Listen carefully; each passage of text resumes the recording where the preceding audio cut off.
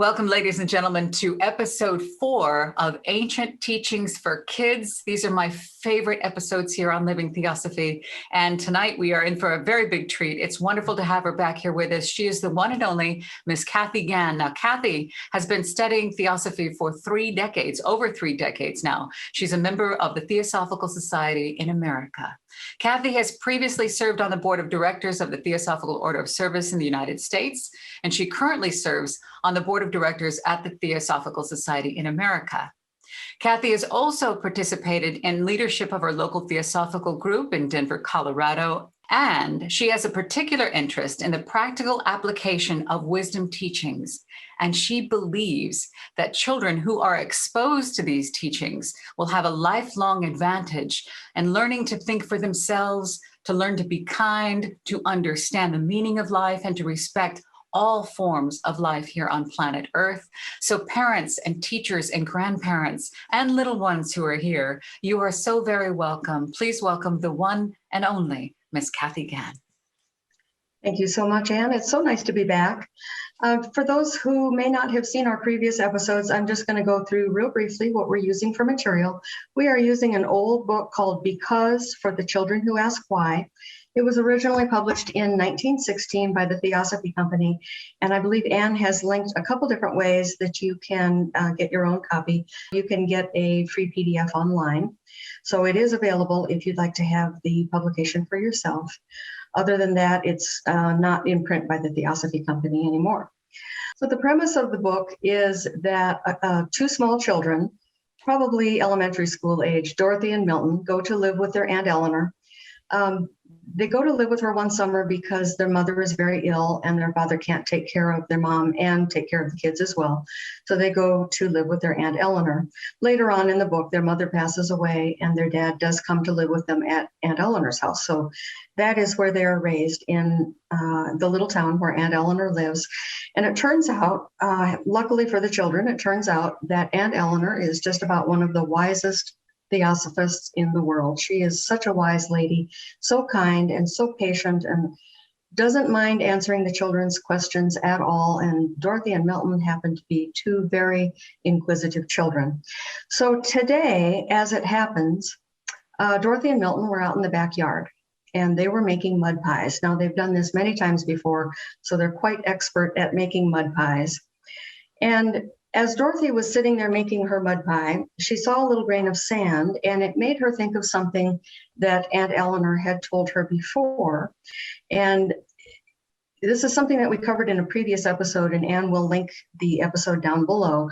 But the thing that Aunt Eleanor had told her is, she explained that what we really are inside, and what Dorothy and Milton really are inside, is a thinker or a perceiver. In other words, she was explaining that what we really are is consciousness and awareness. But she used the word thinker and perceiver because that's what we are. We are thinkers and perceivers. So Dorothy was remembering this because then Aunt Eleanor had told her that, in fact, everything in the world is a thinker and a perceiver in its own way, at its own level. Certainly not at the level of human consciousness necessarily, but in its own way. So as Dorothy looked at this little grain of sand, she questioned her brother Milton. She said, "Do you suppose even these little grains of sand can think? I mean, how can they?" She just couldn't believe that. And Milton said, well, he didn't really know, but he said, if everything thinks, as Aunt Eleanor had said, then they must somehow. And just then, Aunt Eleanor came in through the gate. And so the children motioned her over, and she sat down in a garden chair next to where they were playing. And they asked her about it. And she said, "Yes, indeed, dear. Of course. The grain of sand thinks in a very, very small way. And it gets very little experience and knowledge compared with a human being's experience. It's really just this rubbing up against other grains of sand that is its knowing, its kind of experience." And then she went on a little bit further and she began talking about the makeup of rocks. And she talked about rocks. She explained that they're made up of many, many tiny particles. And when we look at them, they seem to us very solid and quiet. If you look at a rock from the outside, or even if you break it open and look at the inside, it looks like there's nothing happening there. It looks like it's just sitting still. But she explained that scientists know that what it really is made up of is all these particles spinning around a central point. And she said, every particle, every point is a thinker. So here, of course, she's talking about the atom, and she's saying that every particle in the universe is a thinker, that every particle has its own consciousness. And she said, in that rock, beautiful crystals form. Now, of course, she's not talking about consciousness at a human level. We might say in the mineral kingdom, it's often said that consciousness sleeps at the mineral level, that it sleeps in the mineral kingdom. And yet, we learn from the wisdom teachings that there is no such thing as dead matter in the universe, that all forms have consciousness of a sort, even if it happens to be sleeping as it is in the mineral kingdom. And then she showed the children her amethyst ring. She had a really pretty purple amethyst ring. She said, this amethyst stone in my ring is a higher kind of thinking for a stone. In other words, as the wisdom teachings tell us, precious gems and stones like amethyst is kind of the highest development in the mineral kingdom. And so perhaps the level of awareness would be just imperceptibly a bit more than a rock. I mean, it's hard for us to imagine what the difference might be, but she was identifying that that's kind of at the top of the mineral kingdom in terms of development. And then she told the children, out of the rocks grow lichens, the very first of the vegetable world. So this is a very rudimentary vegetable form that grows out of rocks. And she explained that growing toward the sun and the light is the way that vegetables and plants think. Somehow they know, they have that instinct to grow upward toward the light, and that is their mode of experience and their type of thinking. Not a lot of experience, but a little more. They would certainly, a plant can cognize light versus dark. Some plants will close up. Some blossoms will close up at night and they'll reopen in the morning, and plants certainly will turn toward the sun. So a bit more cognition there than there is in the mineral kingdom. And then she moved on to the animal kingdom, and she said, well, it isn't so hard to see how animals think, of course, because we see how they're always wise enough to keep themselves and their babies out of danger. They make homes for their babies and for themselves. They go out and hunt for food and take care of their family. So here, of course, she's explaining animal instinct. And then Dorothy asked a really interesting question, and it led to a really nice explanation. She said, but Aunt Eleanor, if a little baby lamb got lost and then it saw a wolf for the first time and it had never seen a wolf before, would the lamb know that the wolf was dangerous? Fascinating question. Mm-hmm. And Aunt Eleanor said, yes, indeed. And I think, she said, if you were close enough to the lamb and you could see this, you would see its little lamb legs shaking and trembling in fear. And something within the lamb would tell it that the wolf was a dangerous thing and it would try to run. It might be too scared to run, but it would try to run. Something inside it, which we're calling instinct, would tell us that the wolf was indeed dangerous. She said this is because other sheep and lambs before this one had been harmed by wolves in the past. And so their knowledge, their experience became part of the knowledge or nature of all lambs. She said, when you're a little older, I can explain to you a little bit more about how this works. But for right now, it's enough to see that in the little lamb, the instinct is very much the same as it is in you. There's a part of you deep inside, that thinker in you, that knows right from wrong without anybody ever having to tell you. That's your thinker in action, isn't it? She said some people call it conscience and some people call it intuition.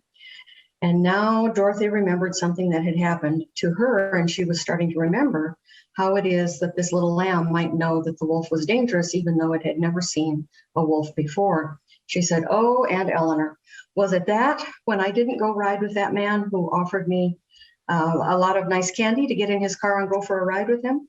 She said, I wanted the candy and I wanted to go for the ride. And he said he wouldn't be gone long.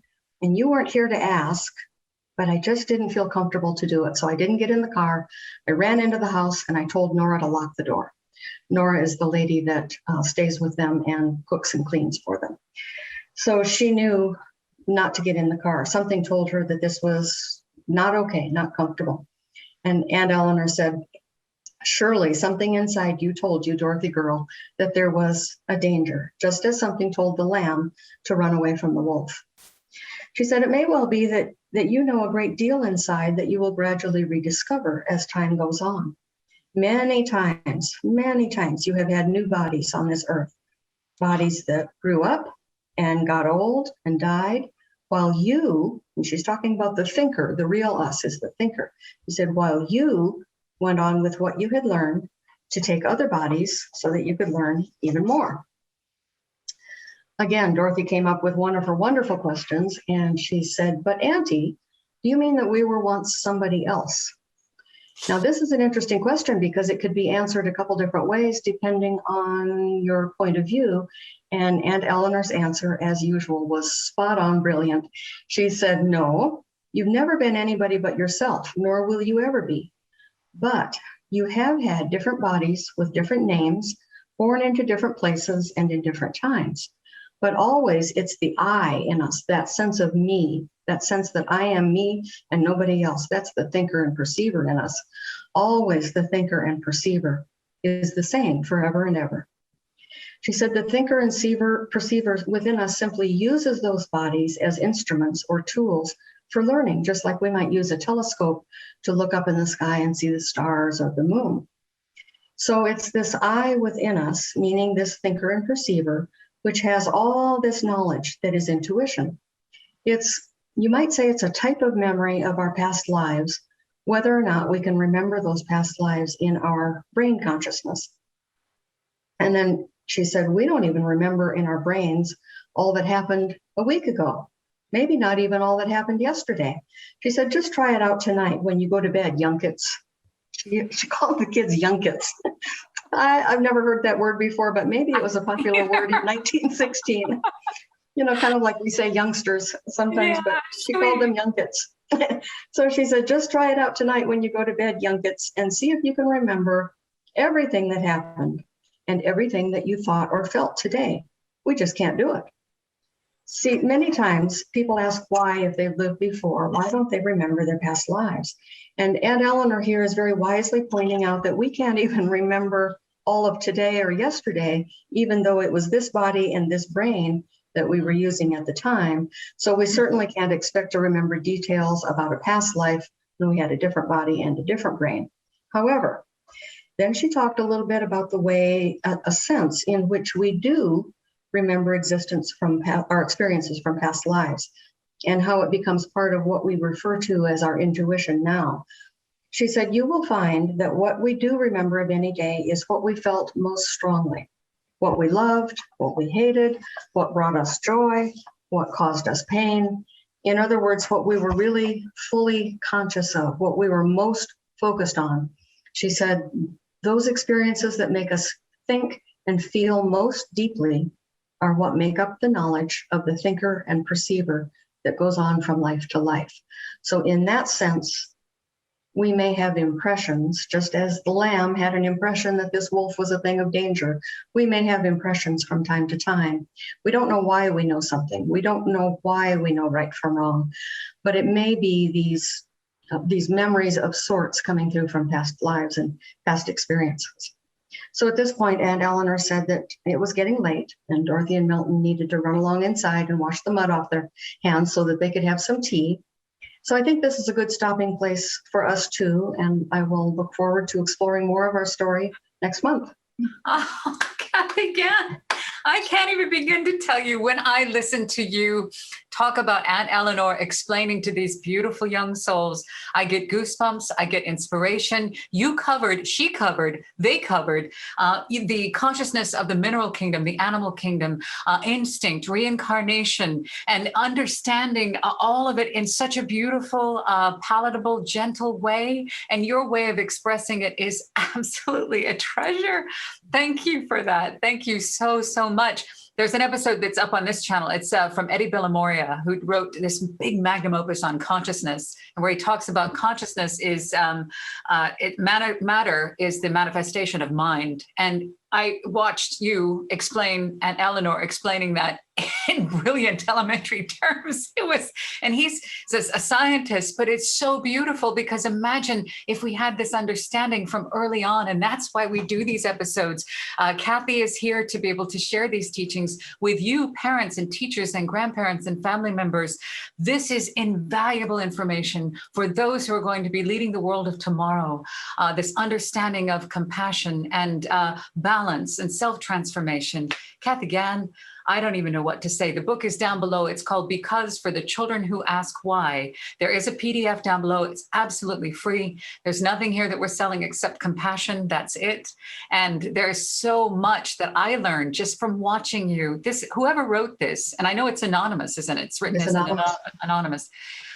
It is powerful. And I say this all the time. I mean, there's a lot of wonderful things that take place here on Living Theosophy, but these episodes with Kathy Gann, which happen once a month on the middle Wednesday of the month for the kids, this is timeless teachings for kids, are the most valuable service we could possibly perform. Thank you, Kathy Gann. I love you. I appreciate you. My pleasure. And we look forward to you next month again, if we can have you. There's still much to cover. But I always reflect, I find after watching or spending an episode with you, I find that it ticks boxes inside and gives me food for thought. Though I've been studying Theosophy as an adult, middle-aged adult, for years, these are really powerful. I mean, surely you must feel that too as you revisit that. They're brilliantly done. I love the way Aunt Eleanor explains things. Yes, she just hits it right on point. Yes, and I mean, how else? I mean, because we're always told as children to dismiss. This is just animals don't have any feelings and they're just rocks and we're separate from each other. Imagine if this is woven into the consciousness of those who are coming next. And it doesn't matter. You can start anywhere. I'm 54 years of age and I'm going to learn from what Aunt Eleanor said today. So these are lessons for kids, we say, because they're really eloquently explained in that language, but they're for all of us actually. So we will see you next month, Kathy. Thank you for your time and your beauty and your grace. And we love you, and we'll see you next time. Thank you so much. For kids. Yeah, there you are. The end of the video right here, backstage at Living Theosophy. If you would please click like, subscribe, and share. You can click the bell notification so you know when we go live and new videos are coming out. There's so much happening here, but we need to get out into the world because this is ancient teachings for a modern world. So your help is appreciated. Thank you so much.